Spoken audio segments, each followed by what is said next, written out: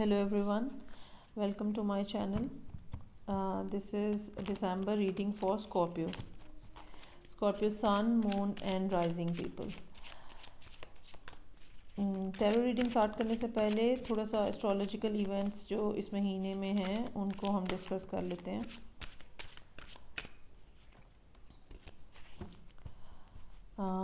Jupiter जो है वो सजिटेरियस की एंड डिग्रीज़ पे है और वो दिसंबर में ही एंड दिसंबर पे कैप्रिकॉन में मूव कर जाएगा, जो कि कैप्रिकॉन जो है वो स्कॉर्पियो के पॉइंट ऑफ व्यू से थर्ड हाउस बनता है. थर्ड हाउस जो है वो आपकी कम्युनिकेशंस को डील करता है, चाहे वो वर्बल कम्युनिकेशन है या रिटन कम्युनिकेशन है. थर्ड हाउस का जो नेटिव है वो जेमिनी से है, यानी मरकरी इसका रूलिंग प्लैनेट होता है. तो थर्ड हाउस और उससे रिलेटेड जितने भी मामलात हैं जिसमें मेजरली कम्युनिकेशंस हैं, आइडियाज़ उनका फॉलोअप है और एग्रीमेंट्स हो सकते हैं, ये भी रिटन कम्युनिकेशन की फॉर्म होती है.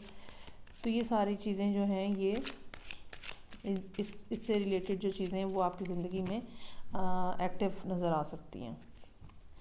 इसके अलावा जो मेजर बात है वो ये है कि 4th डिग्री कैप्रिकॉन पे सोलर एक्लिप्स है 26 दिसंबर को.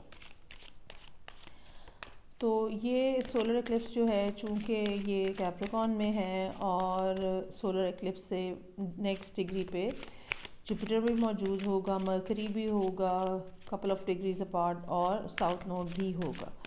ऑलरेडी कैप्रिकॉन में सैटर्न और प्लूटो मौजूद हैं. तो इसके लिए हम एस्ट्रोलॉजी में टर्म यूज़ करते हैं स्टेलियम, कि कैप्रिकॉन में काफ़ी ज़्यादा सारे जो प्लैनेट्स हैं उनका एक झुरमट सा बन गया है. जो मेन प्लैनेट्स हैं पर्सनल प्लैनेट्स उसमें सिर्फ मार्स और वीनस हैं जो कि इसमें शामिल नहीं हैं. ओके जी.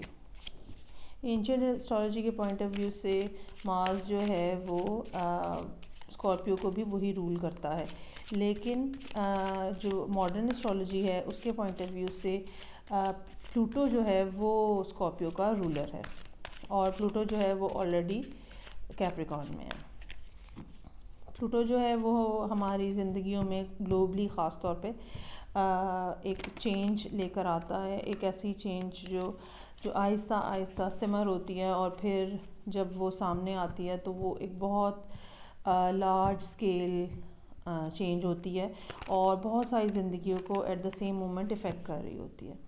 तो ये सोलर एक्लिप्स जो है चूँकि कैप्रिकॉन चूँकि जुपिटर इसके साथ है तो इसके भी इफ़ेक्ट्स जो हैं वो बहुत लार्ज स्केल और सिग्निफिकेंट होने के इम्कानात हैं.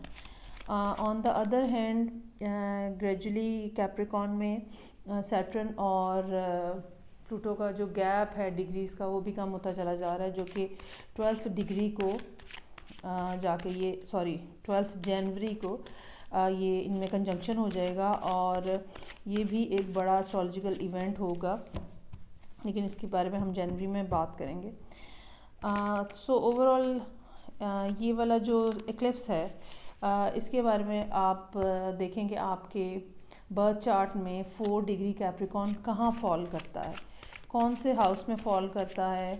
ठीक है, क्या उसके आसपास कोई पर्सनल प्लैनेट्स आपके एग्जिस्ट करते हैं. अगर तो कोई पर्सनल प्लैनेट्स हैं तो यकीनन आपको काफ़ी बड़ा कोई इसके बारे में यू कैन से कि इफ़ेक्ट होने का इम्कान है. इसके लिए ज़रूरी है कि आपके पास आपका बर्थ चार्ट हो और आप उसकी कंप्लीट रीडिंग कराएं.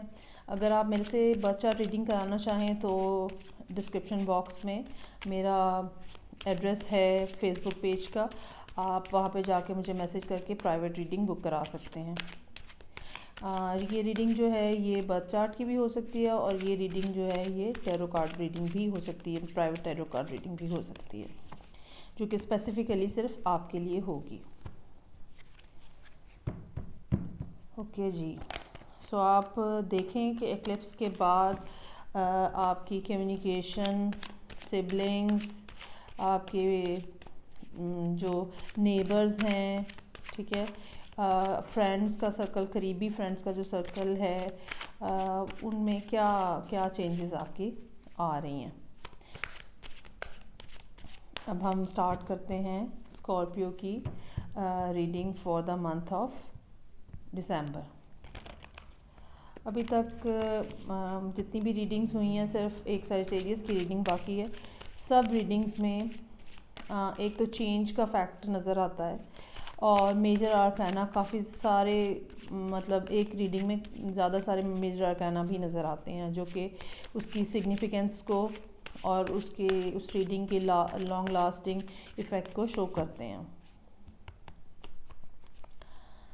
जो माइनर आर्काना होते हैं वो उनका ड्यूरेशन और इफ़ेक्ट और इम्पैक्ट जो है वो इतना ज़्यादा नहीं होता, लेकिन मेजर आर्काना जो हैं वो जो भी चेंज या जो भी इफ़ेक्ट लेकर आते हैं काफ़ी लॉन्ग लास्टिंग होता है और डीप होता है, स्पिरिचुअली भी उसका इफ़ेक्ट ज़्यादा होता है। ओके जी,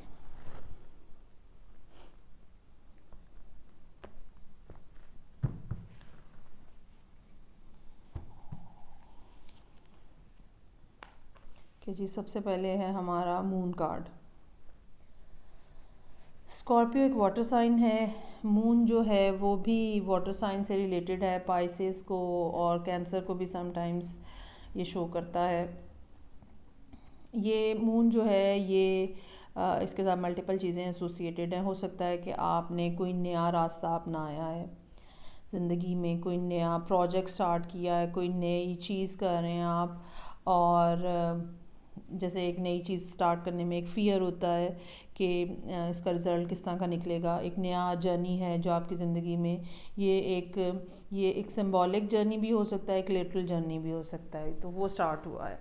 ये भी हो सकता है कि चीज़ें अभी आपके सामने क्लियर नहीं है और उनकी क्लैरिटी ना होने की वजह से आपको फ़ियर है, फ़ियर ऑफ अननोन। और लेकिन ये कि ये जो अगर आपने कोई नई चीज़ स्टार्ट की है तो हम ये कह सकते हैं कि ये रास्ता जो है ये आपको एक ज़िंदगी में एक नई स्टेज पे लेके जाएगा। एस ऑफ पेंटिकल्स, कि जी एस ऑफ पेंटिकल्स बहुत पॉजिटिव कार्ड है और towards this is for the challenging position. दोनों कार्ड्स जो हैं वो गेट कार्ड्स हैं। टैरो में गेट कार्ड्स, कुछ पर्टिकुलर कार्ड्स हैं उन्हें गेट कार्ड्स कहते हैं क्योंकि वो किसी रास्ते के में आपको किसी एंट्रेंस में लेके जा रहे होते हैं। जैसे मून के अंदर ये गेट बना हुआ है और यहाँ पे ये एक रास्ता है और ये एक नया, बेसिकली ये नया स्टार्ट होता है। चूँकि पेंटिकल है तो हो सकता है कि फाइनेंशियल सिचुएशन में कुछ न्यूनेस आ रही हो, कुछ नई बात आ रही हो। पिछले एक साल से स्कॉर्पियो के सेकंड हाउस में, अगर ये स्कॉर्पियो राइजिंग के पॉइंट ऑफ व्यू से हम बात करें, स्कॉर्पियो के सेकंड हाउस में जुपिटर है और जुपिटर का अपना हाउस है सजिटेरियस, तो जुपिटर काफ़ी स्ट्रॉन्ग है वहाँ पे। तो डेफिनेटली देयर आर चांसेस कि स्कॉर्पियोज जो हैं उन्होंने फाइनेंशियल गेंस जो हैं उनको मिले हों, और स्टिल ये महीना अभी बाकी है और कुछ जो एंडिंग डेट्स वाले स्कॉर्पियो हैं they can expect financial gains from that. Okay जी, रीसेंट पास्ट में you have started some new journey, something new you have started, और अभी फीलिंग्स जो हैं वो ये डीप पास्ट में है। आप कह सकते हैं कि early part of this year या 6 months ago you might have started, most probably ये early part of this year है जिसमें आपने एक नया जर्नी स्टार्ट किया है अपना डीप पास्ट में। ये बेसिकली सिचुएशन ये बात हमें बताती है कि हम इस सिचुएशन में क्यों हैं, क्या रीज़न्स हैं जो यहाँ ये अभी हमारे सामने है। तो उसकी रीज़न जो है वो हमारा ये डिसीजन था जिसमें हमने नई बिगिनिंग अपने लिए देखी थी या चूज़ की थी। ओके जी, रीसेंट पास्ट में एक और पेंटिकल का कार्ड है। रीसेंट पास्ट में हो सकता है ये मामला जो है ये फैमिली से रिलेटेड हो सकता है ये मामला फैमिली मनी से रिलेटेड हो, कुछ विरासती अमाउंट, या हो सकता है कुछ अमाउंट जो आपकी स्टक हुई हुई है वो आपको रिट्रीव हो गई हो। और ये स्टेबल फैमिली लाइफ को भी डिस्क्राइब करता है। एक ऐसी फैमिली लाइफ जहाँ पे एक कपल है, बच्चे हैं, कोई ओल्ड एज पर्सन भी पार्ट ऑफ फैमिली है, डॉग्स हैं जो कि लॉयल्टी को शो करते हैं, और यहाँ पे इम्बैलेंस हैं जो कि यहाँ की स्ट्रेंथ को और इस फैमिली की जो बॉन्डिंग है उसके बारे में बात करता है। एक ये भी बात कही जाती है कि ये ऐसा रिलेशनशिप है या ऐसे रिलेशनशिप को या ऐसी मैरिज को शो करता है जहाँ पे आप एक तवील ज़िंदगी साथ गुजारते हो, एक लंबा रिश्ता है जो कि यहाँ पे नज़र आ रहा है। लेकिन ये बहरहाल ये फैमिली मनी या फैमिली मनी से रिलेटेड भी बात हो सकती है। 3 ऑफ कप्स, ये हो सकता है कि इस डिसीजन की वजह से और इस ख्वाहिश की वजह से या तो स्कॉर्पियो जो है वो अपनी फैमिली से दूर हैं क्योंकि उनके जहन में ये रीयूनियन जो है वो है मौजूद। ये भी हो सकता है कि वर्कलोड की वजह से और फैमिली प्रेशर्स की वजह से ये भी हो सकता है कि आप अपने फ्रेंड्स के साथ टाइम स्पेंड नहीं कर पा रहे हैं और आपके जहन में एक दोबारा से मतलब एक कोई गैदरिंग हो, इंजॉयमेंट हो फ्रेंड्स के साथ, अपने कोलीग्स के साथ, तो इस टाइप की फीलिंग्स हैं। अनदर थ्री ऑफ पेंटिकल्स, ठीक है जी। 3 ऑफ पेंटिकल्स जो है वो पार्टनरशिप है जिसमें एक से ज़्यादा लोग हैं और अपनी फाउंडेशन को मज़बूत करने की कोशिशें हैं।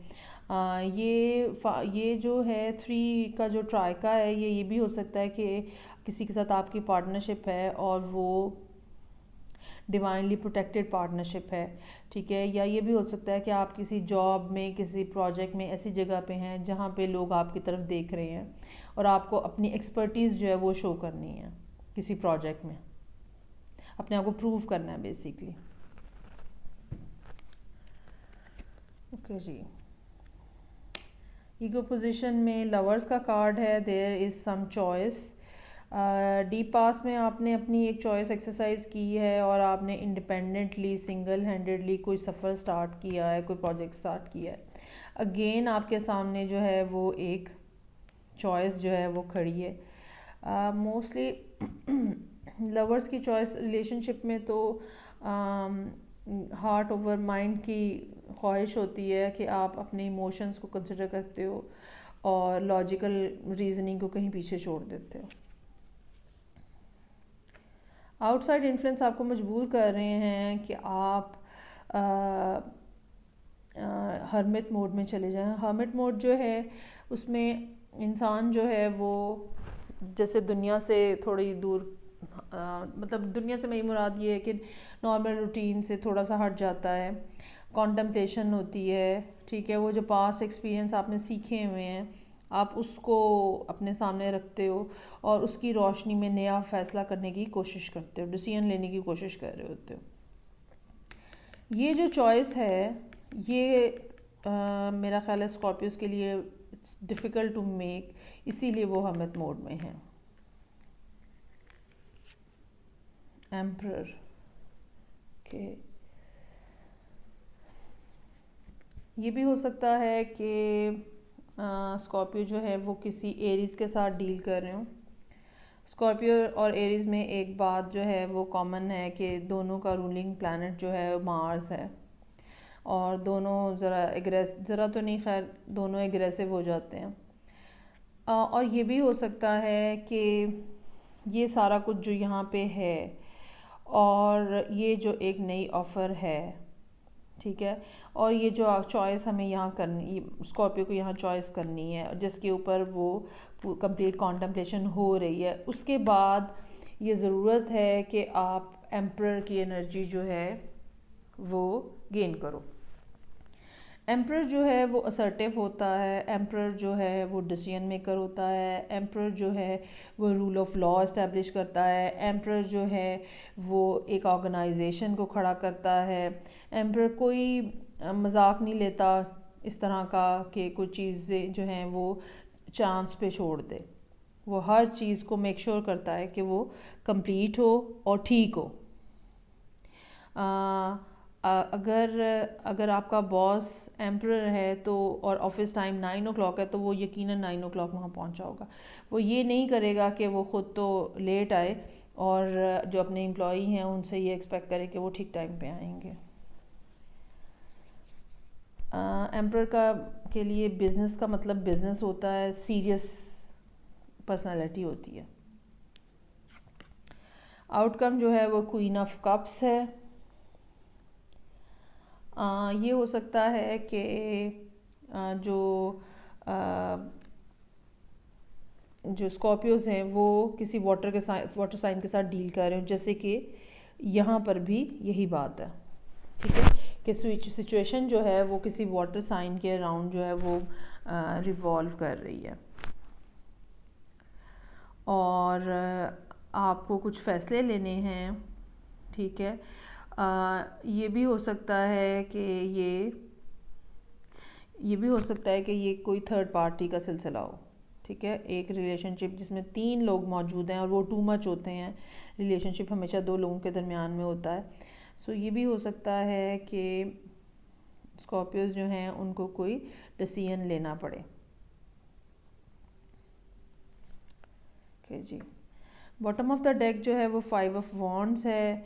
ये छोटी मोटी लड़ाई है, बिकरिंग है, खामखा का आर्ग्यूमेंट है, ठीक है, लेकिन ये कुछ चेंज भी लेकर आता है और वो चेंज जो है वो definitely ending of the old circle and beginning of a new circle है। ऑल्दो कि ये बात जो है ये स्कॉर्पियो के लिए पेनफुल होने का इम्कान है। अनदर 3 का कार्ड भी यहाँ पे मौजूद है, जो कि मज़ीद ये बात साबित कर रहा है कि there is something regarding third party situation. एक रिलेशनशिप में टू मच लोग हैं, there are too many people in a relationship और किसी एक को आपको स्किप करना है। और मेरा ये ख्याल है कि स्कॉर्पियो ही इस जगह पे मौजूद हैं जहाँ पे वो डिसाइड कर सकें कि वो किसके साथ रहना है और किसको छोड़ना है। और मेरा ख्याल है थोड़ी बहुत बहस मुबाहिसे के बाद वो बात ये बहरहाल डिसाइड हो जाएगी कि किसको किसके साथ रहना है और किसको मूव ऑन करना है। इस दफ़ा की रीडिंग्स में ये वाला आइडिया काफ़ी ज़्यादा प्रोमिनेंटली सामने आया है, जिसमें चॉइसेस जो हैं वो आपको बनानी है और ये चॉइसेस ही आपकी ज़िंदगी में चेंज लेकर आएंगी।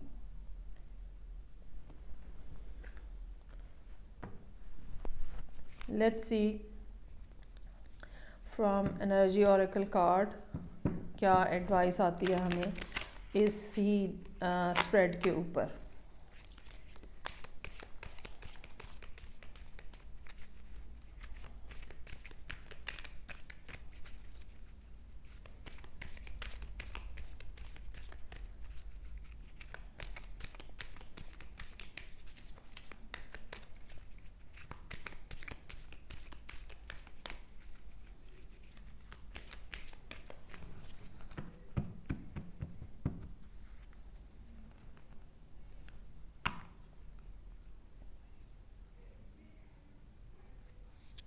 ओके जी,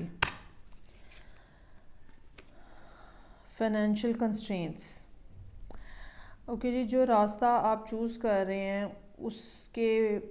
उसमें कोई या तो उसको स्टार्ट लेने में आपके पास फाइनेंशियल कंस्ट्रेंट हैं, ठीक है, और इसी वजह से आप इस तरह की किसी ऑफ़र का इंतज़ार कर रहे हैं जो कि आपको इजीली आपको मूव ऑन करा सके नए रास्ते के ऊपर। जर्नी का कार्ड है जो कि मून के साथ और फूल के साथ दोनों के साथ रिलेटेबल है और ये जर्नी जो है ये बहुत कलरफुल है और ग्रीन कलर इसमें काफ़ी ज़्यादा है नंबर इसका 2 है, जिसका मतलब ये है कि ये अकेले ये जर्नी नहीं है।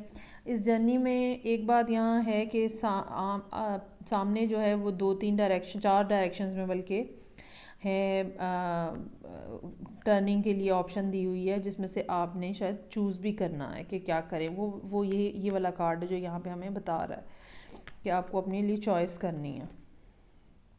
एंजल ऑफ स्ट्रेंथ, अगर आप परेशान हैं, अगर आप कंफ्यूज्ड हैं और अगर आपसे डिसीजन नहीं लिया जा रहा है तो यूनिवर्स आपके लिए स्ट्रेंथ भेज रही है।